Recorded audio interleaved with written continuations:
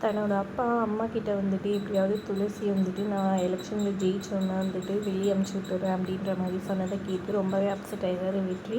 அதனால் துளசியை கூப்பிட்டு இவர் ஜெயிச்சா தானே வந்துட்டு உங்களை வெளியே அனுப்ப முடியும். அதனால் நீங்கள் அவரை ஜெயிக்க விடக்கூடாது. நீங்கள் போயிட்டு அந்த ஓட்டு கேட்கறதுக்கு போகணும். ஆனால் போகிற இடத்துல வந்துட்டு இவருக்கு ஓட்டு போடாதீங்க தான் எல்லாருக்கிட்டையும் சொல்லணும்.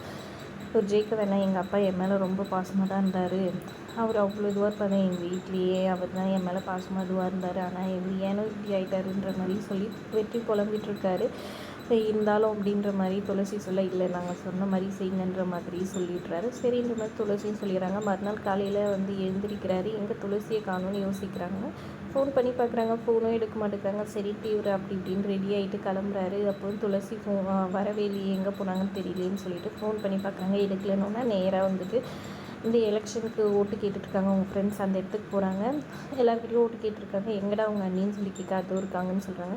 துளசி பார்த்திங்கன்னா எல்லாருக்கிட்டையும் அந்த நோட்டீஸ் கொடுத்து எங்கள் மாமாக்கிட்ட ஓட்டு போடணும், உங்களுக்கு என்ன குறை இருந்தாலும் என்கிட்ட சொல்லுங்கள், நான் தீர்த்து வைக்க சொல்கிறேன் மாமா கிட்ட சொல்லின்ற மாதிரி சொல்லிட்டு இருக்காங்க.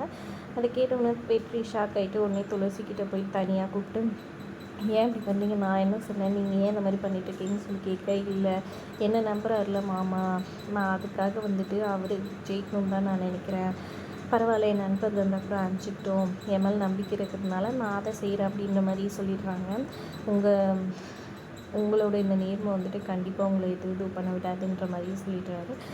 இவங்க எதிர்பார்க்காத விதமாக வந்துட்டு கரெக்டாக எவ்வளோ திவ்யா வந்துட்டு சதி பண்ணாலும் இங்கே வெற்றியோட அண்ணி ஹெல்ப்போட, ஏன்னா வந்துட்டு அவங்க பணம் கொடுக்கறதுக்காக பிளான் பண்ணிகிட்ருக்காங்க, இவங்களோட அதிகமாக கொடுக்கணுன்னு. ஆனால் துளசி வந்துட்டு பணமே கொடுக்க வேண்டாம், நம்ம வந்து நேர்மையாக தான் இந்த எலெக்ஷனை பண்ணணுன்ற மாதிரி சொல்லிகிட்ருக்கா, அதனால் நீ எவ்வளோ கொடுத்தாலும் ஓகே தான்ற மாதிரி திவ்யா கிட்ட வெற்றியோட அண்ணி சொல்லிகிட்ருக்காங்க. ஒரு வழியாக எல்லா இதுவும் முடிஞ்சு எலெக்ஷனில் இதுவும் ஓட்டெல்லாம் போட்டுடுறாங்க. கரெக்டாக வந்துட்டு இவங்க அப்பா தான் வின் பண்ணிடுறாரு. வெற்றி ஓடி வந்து அவங்க அப்பா கிட்ட சொல்ல, நியூஸ் வச்சு பாருங்கன்னு சொல்கிறாங்க. நியூஸில் வந்துட்டு மகப்பேறு வெற்றி எல்லா இதுவில் விட இன்னும் அதிக ஓட்டுகள் வித்தியாசத்தில் இவர் வின் பண்ணியிருக்காரு, இவர் வந்து அமைச்சர் ஆகிறதுக்கும் நிறைய சான்ஸ் இருக்குன்ற மாதிரி நியூஸில் சொல்கிறாங்க. அதை கேட்டோன்னா அப்படியே சந்தோஷமாயிடுறாங்க. குடும்பமே மாலையெல்லாம் போட்டு அப்படியே ஸ்வீட்டெல்லாம் கொண்டு வந்து கொடுத்து கொண்டாடுறாங்க. அப்போ கரெக்டாக அவங்க தலைவர்கிட்டேருந்து கால் வந்து உனக்கு அமைச்சர் பதவி கன்ஃபார்ம்ன்ற மாதிரி சொல்லி அதை கேட்டவங்க ரொம்பவே சந்தோஷப்படுறாங்க. இதை பார்த்துட்டு இந்த வெற்றி ஒரு வேளை வந்துட்டு அப்பா வின் பண்ணிட்டாரே, இதனால் வந்துட்டு துளசியை வீட்டை விட்டு அமைச்சிடுவாரோ அப்படின்ற மாதிரி ஒரு பக்கம் பயந்துட்டுருக்காங்க. அதுக்காக ஒரு சூப்பரான ஒரு பிளானை போடுறாரு. ஜோசியரை வந்துட்டு இவங்க ஜெயிச்சதுக்காக வர வச்சு அவர் மூலமாக வந்துட்டு உங்கள் ராசிக்கு வந்துட்டு இனிமேல் எல்லாமே அமோகமாக தான் இருக்கும், ஆனால் உங்கள் சின்ன மருமகள் உங்கள் கூடவே இருக்கணும், அப்போ தான் உங்கள் வெற்றி எல்லாமே வந்துட்டு தக்கமாக இருக்கும், உங்கள்கிட்டே இருக்கும், இல்லைனா எல்லாமே போய்ட்டுன்ற மாதிரி ஒரு போட வச்சிடுறாரு. இன்னொரு பக்கம் இங்கே துளசி அவங்க அம்மா சொன்னதுனால அஞ்சலி மேலே டவுட் பட்டு நேராக அவங்க வீட்டுக்கே போயிடுறாங்க. துளசி வந்து நிற்கிறத பார்த்தோன்னா ஒரு மாதிரி ஷாக் ஆகி போயிடுறாரு மகேஷ். அக்கா அப்படின்னு சொல்லிட்டு வந்து நல்லா தான் பேசுகிறாங்க மதி.